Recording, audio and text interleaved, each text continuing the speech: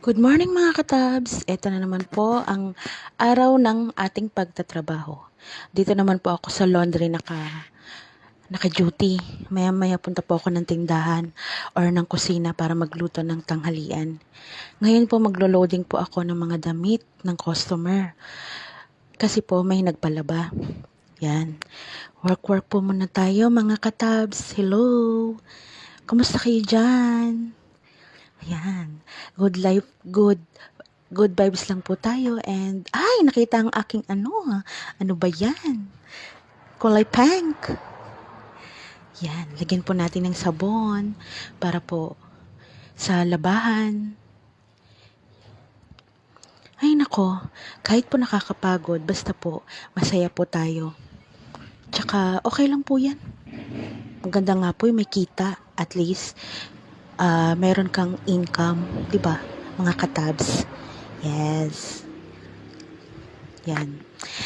Mag-loading lang po muna tayo para po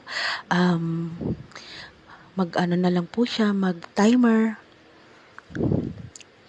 Yan mga katabs. Yan, tapos na ako. Ay, ano ba yan? Nakita na naman. Takpan mo nga yan.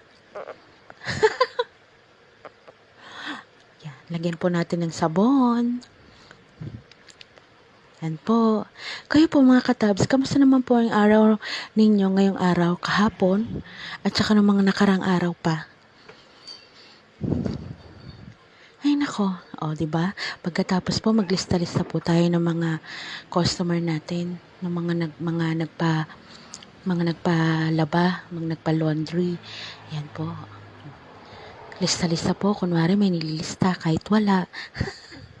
Ano ba yan? Yan.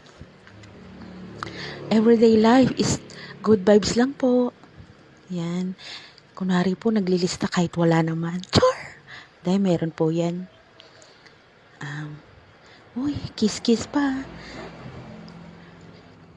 Lagyan po natin ng tanda para po hindi po tayo malito. Yung mga, lagyan natin ng mga pangalan.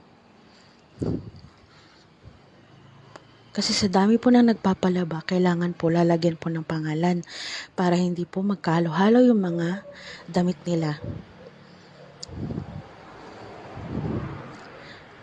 Yan. Tapos ilista na naman po natin. Kunwari, basa-basa, malabo na ang mata, tumatanda na kasi. Yan. Bye! Mwah!